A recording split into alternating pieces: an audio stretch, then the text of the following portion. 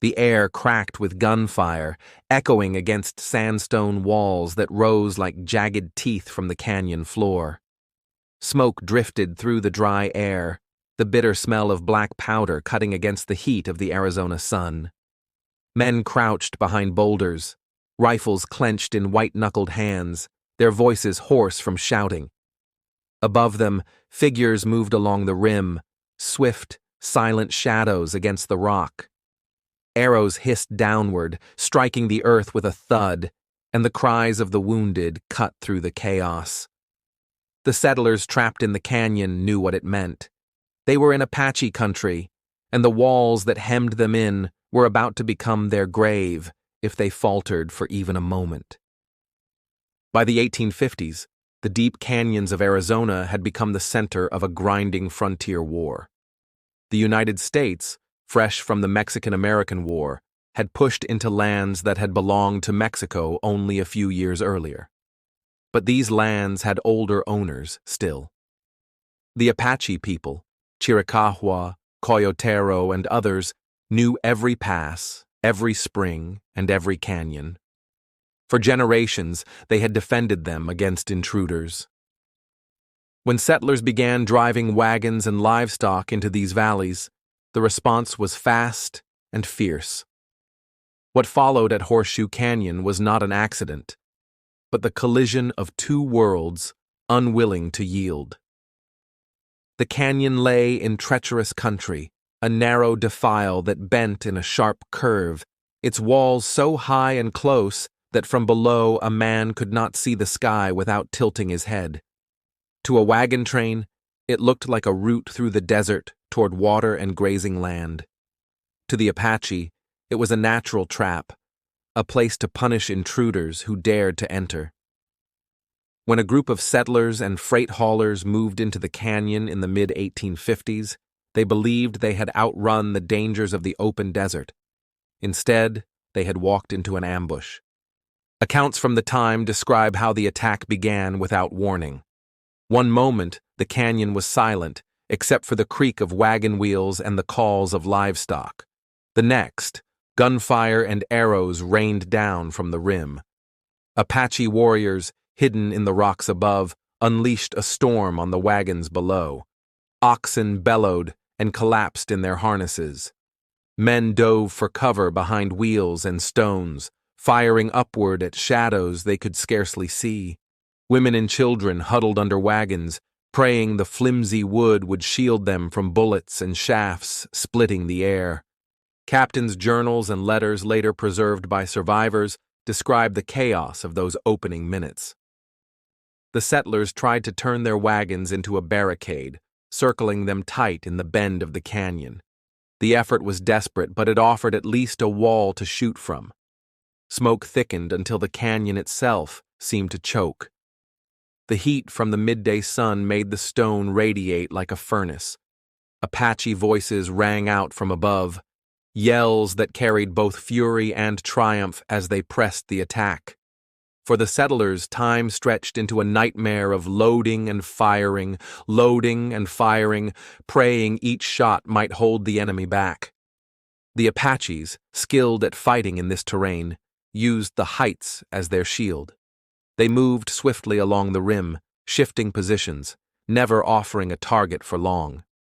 They had patience born from a lifetime of hunting and fighting in the canyons, and they understood the settlers' weakness. Trapped below, boxed in, their water limited, the emigrants could not last long under siege. All the warriors had to do was keep the pressure steady and wait for desperation to break them. But desperation can also stiffen resolve. In the canyon below, a handful of settlers fought with the ferocity of men who knew their families stood behind them. Every lull in fire was used to haul water skins from the wagons, to bind wounds with torn shirts, to push the dead oxen out of the way so the wagons could be drawn tighter into a ring. Children were told to stay silent, mothers hushed their cries, and men gritted their teeth as bullets sparked off stone. Hours dragged into a long day, and the sun dipped behind the canyon wall, painting everything red. Still the fighting went on. Night brought no relief. The glow of campfires appeared on the rim as the Apaches settled in for a siege. Below, the settlers whispered in fear and exhaustion. Ammunition was running low. Food had already been scattered when the first wagons fell. And the water, what little they had, was dwindling with each hour. Some spoke of trying to break out at dawn, to force the wagons forward through the bend and hope for open ground. Others argued it would be suicide, that the only chance was to hold on and pray that help might come.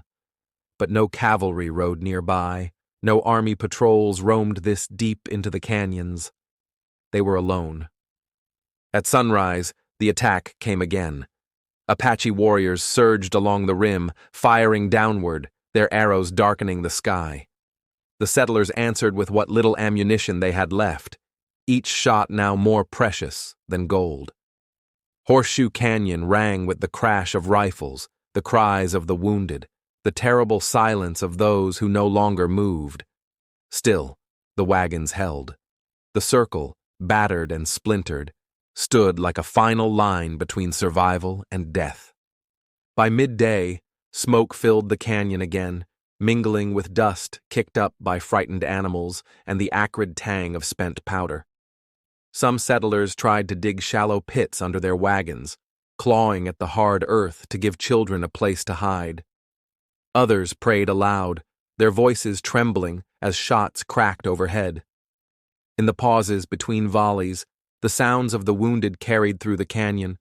Groans, ragged breathing, whispered pleas for water.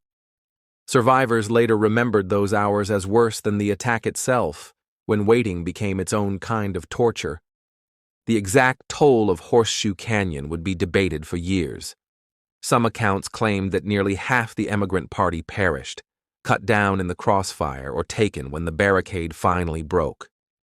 Others spoke of a breakout, ragged survivors slipping away at dusk, stumbling into the desert with nothing but the clothes on their backs. A few insisted that reinforcements stumbled onto the scene days later, finding wagons blackened with fire and only a handful of survivors left alive. What is certain is that the canyon became a place remembered in whispers by travelers who came after. They spoke of scorched wagon wood still black on the rocks, of bones picked clean by vultures, of the silence that lingered in the bend long after the battle.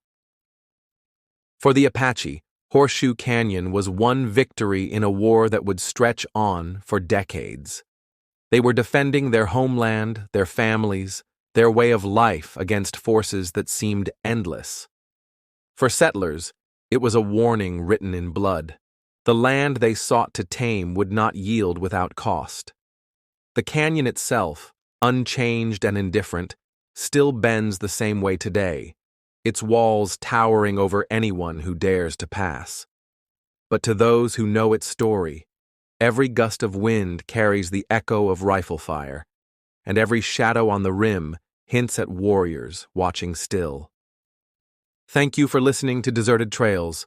Subscribe for more forgotten stories from the old frontier.